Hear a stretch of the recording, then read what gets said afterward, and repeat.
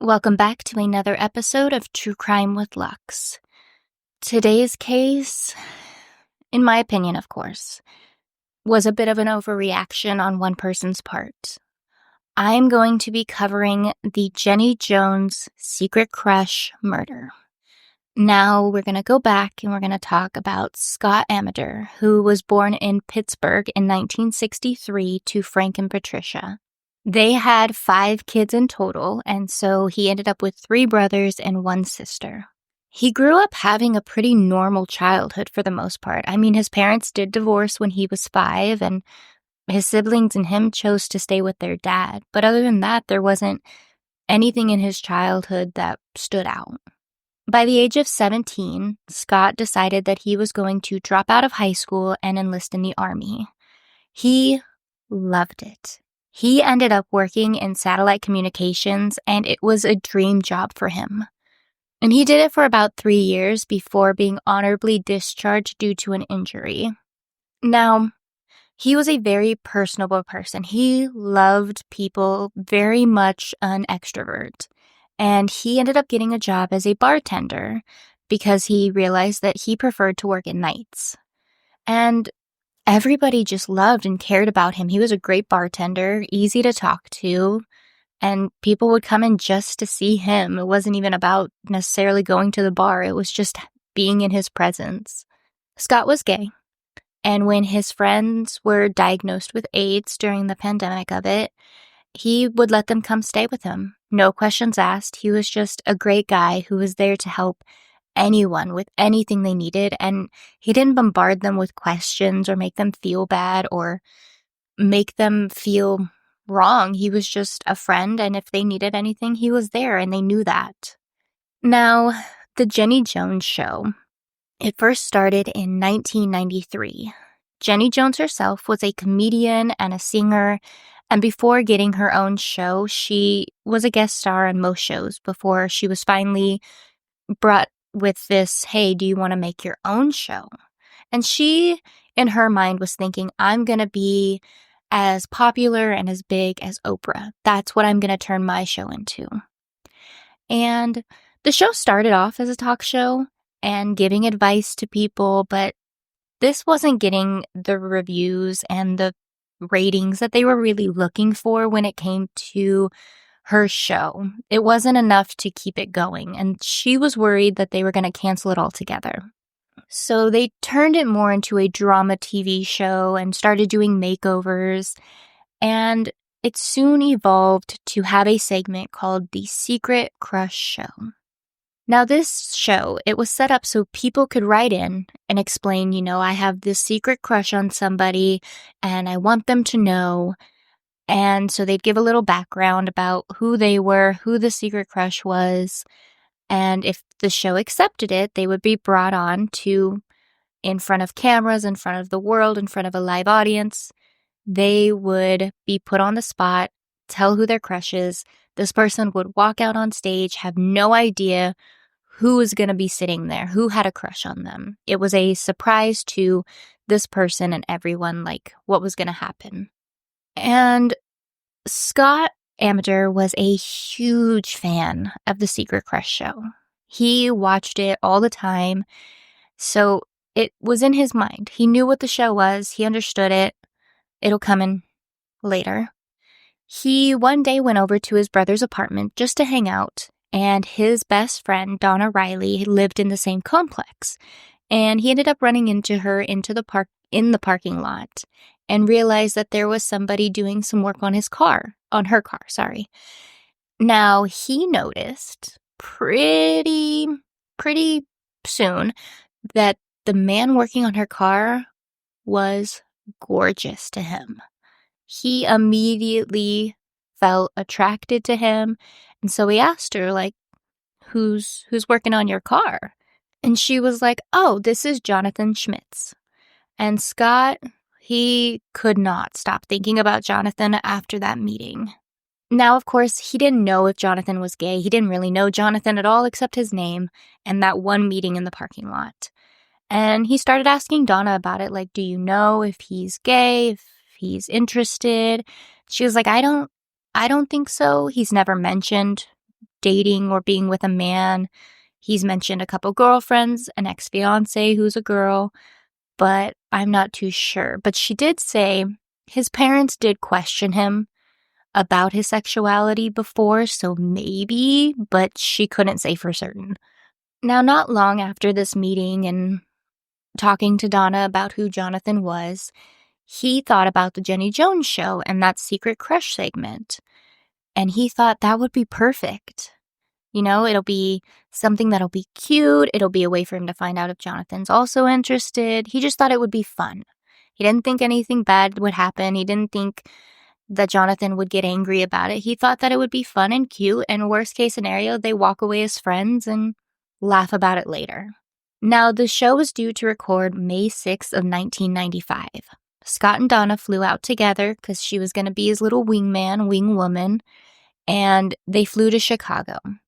Jonathan also flew out there because the producers called and said, hey, we have this segment. We have a person who has a secret crush on you. Are you interested in coming on the show?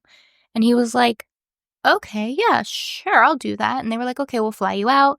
You don't get to know who it is. We'll keep you backstage. You will be surprised when you come out on stage who it is. And he was like, yeah, that sounds fine. I'll do that. So they flew him out as well. And Jonathan was thinking, if somebody was bringing him on the show, if somebody had a secret crush on him, his mind went to, well, maybe it's my ex-fiance. Maybe she's the one who's setting this all up. Maybe she wants to get back together with me. So that was his thought process going into this show. Now, the day comes for them to start filming, and Jenny Jones has Scott and Donna on the stage in their seats, and she's telling the audience a little bit about Scott and who his secret crush is. And she asks, Scott, can you explain who Jonathan is to you? How'd you meet him? Why do you have a crush on him? Scott said, I find him very attractive. I think he's hot. And Jenny Jones pushes it a little further. And she's like, well, when you wrote in, you mentioned having some sexual fantasies about Jonathan. And Scott wasn't too thrilled about sharing that on national television, but he did. He shared his sexual fantasies that he'd been having about Jonathan with the audience, with the cameras, with everyone. And meanwhile, Jonathan is backstage. He's got headphones on, so he can't overhear anything going on stage, so he can't guess who might be out there. And Jenny says, it's time that we bring Jonathan out. And he walks out, and he's all smiles, and you can tell he's a bit surprised, but he keeps up the smiles and the excitement. And in his mind, I'm guessing, and a few people have also said, he probably thought that it was Donna, because Donna was also on the stage. So his mind probably thought, well, she's my friend. This is probably who has a secret crush on me. Like, it made sense to him. So he goes out and he hugs her and he gives her a kiss. And then as he's getting ready to hug Scott, Jenny Jones goes, did you know that Scott had a crush on you? And he pauses. And you can see him get a little uncomfortable and confused. But he continues. He hugs Scott before he sits down next to him. He's putting on a face. Like, you can tell he was surprised. He was shocked, but didn't seem angry, didn't seem upset, just a little shocked. That was all. As he's sitting down, it's Jonathan, Scott in the middle, and Donna. And he looks over to the two of them, and he's laughing, and he's playful, and he goes, you lied to me. I'm not sure what they lied about. I don't know if because they're in the same complex, they ran into each other and they were all going on trips and they didn't say where they were going, or if he had mentioned that he was going on the show and Donna was like, oh, that's crazy. Couldn't tell you who your crush is. That's just crazy. Like, no, there's no backstory. There's no explanation of what he's claiming that they lied about. So Jenny then goes, let's play back the tapes so Jonathan can see the conversation we were having before he came out on stage, right? Which would then make him watch where Jenny has Scott explain the sexual fantasies he's been having about Jonathan. It's very on the spot for a person who really has no idea what is going on at all. And there's people and there's cameras and just I feel like anybody in that situation would be overwhelmed. So he's taking it very well, though. He watches the video, and then Jenny asks him, are you single? Are you seeing anyone? And he was like, yeah, I'm single, not dating anyone at the moment, but I am not gay. And that's kind of where it ended. And then after the show, Donna, Scott, and Jonathan, they all go out to dinner. They all go hang out like everything's fine. Like they laugh it off. Like, okay, well, it didn't work out. Whatever. So they have dinner and then they all fly home. Everything seems fine between all of them. Like there's no tension. There's no awkwardness. That's noted anyway. I'm sure it was a little bit awkward, but there wasn't any real issues. No fighting. No like, how dare you do this to me? Nothing like that happened. Now, once they all get home, a few days after the taping of the show, Jonathan is going home and he found a note on his door. And this note had a sexual joke, something to do with construction workers and Jonathan having the right tools for the job. And he just knew, like his first go-to was, this note's from Scott. And this infuriated him because he thought, we did this whole thing. We've had this conversation. I've made it very clear I'm not gay and I'm not interested. And he's still pushing and I'm done. I'm just done with this. And he's so pissed off at this point that in that moment, Jonathan decides, you know what? I have to kill Scott. That is where his mind went. Not let me go have a conversation with Scott, let him know like this isn't okay with me, this isn't appropriate. I told you I'm not interested, I'm not gay, I'm sorry that it didn't work out, but like this has to stop. Like we need to move forward or, maybe we just can't be friends anymore. None of that crossed his mind. He went straight to, I just have to get rid of Scott altogether. What logic is that? Whose mind goes there? It doesn't make any sense to me, anyways. So, major overreaction. He then drives to the bank to get some cash. And before he gets cash, then he goes and he buys a shotgun. He then drives to Scott's house and just kind of sits out front for a bit, which in my mind would give him time to be like, okay, this is a bit much. This is a bit of an overreaction. I'm being crazy. I'm obviously not going to kill somebody over this. But that's not what Jonathan did. That's not the thoughts that crossed his mind. He finally goes up to the door and he knocks. And they talk for a minute and it seems to get heated. Like they get into a fight, an argument. And at that point, Jonathan goes back to his car and he grabs the shotgun and he walks back up to the door and he pulls it open, pointing the shotgun at Scott, sorry. And Scott has a roommate named Gary. And as soon as Scott sees the shotgun, he yells for Gary for help and says, hey, Jonathan has a shotgun, like call the police. And by the time Scott was able to say this, Jonathan had shot him twice in the chest at a very close range. Jonathan then ran from the scene, gets in his car, and he drives to his sister's house. On the way there, he stops by a gas station, and he calls 911, and he turns himself in. And he tells the operator, I just shot a man. And the operator is a little shocked about this confession, but asks, like, okay, why did you do this? And Jonathan's response was, this man played an awful trick on me. That is your reasoning. Gary had also called the police immediately after the gunshots. And by the time police got there, unfortunately, Scott was already gone. Jonathan was arrested, and he admitted to everything. He didn't hide it. He didn't try to lie. He admitted to everything. He confessed. And his trial started in 1996 for first-degree murder. His defense tried to use the gay panic defense, which is a defense that is usable in some states. They said that Jonathan was mentally ill and had suffered from depression and also has Graves' disease. It's an autoimmune disease that affects your thyroid. And they said that the side effects of this include irritability and irrational and violent behaviors. They were blaming his choice to kill a man on this disease, and his depression. Now, the prosecution pointed out that Jonathan could have stopped himself at any point. He went to the bank. He went and he bought the gun. He went to Scott's house and sat out front for a while. He went to the door at first with no gun in his hand.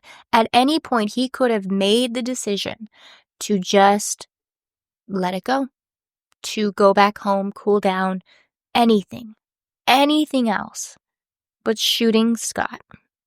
There were a few issues that came up in this case. Now, the judge wouldn't allow either of Jonathan's confessions to be used because the first confession was made prior to him being read his Miranda rights, and the second confession was made before his legal counsel could get there. So neither of these could be used, but he wasn't denying that he'd done it. It's not even a case where I feel like you need the confession because even in court, he wasn't denying what he'd done. But he was letting his defense give excuses behind why he had done it. Multiple people ended up testifying, and there were a lot that actually thought that Scott and Jonathan had already hooked up. Like, they thought that they had sex or had gone on dates or been together already. So they were confused as to being told that Jonathan was freaked out because Scott was gay and thought he was gay. And Jonathan's father also testified. And he was very honest. I'll give him that. And he said, I am homophobic. And my children are well aware of that. And I raised them to also be homophobic. They understood from an early age that being gay to him was not okay. And so this is a part of why Jonathan might have been uncomfortable and maybe even angry about being on national television asked if he was gay. Jurors had sympathy for him, understanding that he was put on the spot in this very public television show and then kind of flirted with afterwards by Scott. So they had sympathy for him. They're humans. It's gonna happen. And a lot of blame was put on the Jenny Jones show, saying that if this show never happened, if Scott had just gone to Jonathan and been like, hey, I think you're cute, any chance you want to go on a date? And Jonathan said, I'm not really interested, I'm not gay.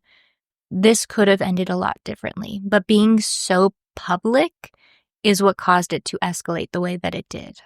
He ended up being convicted of second-degree murder instead of first-degree. The judge sentenced him to a minimum of 25 years to a maximum of 50 years.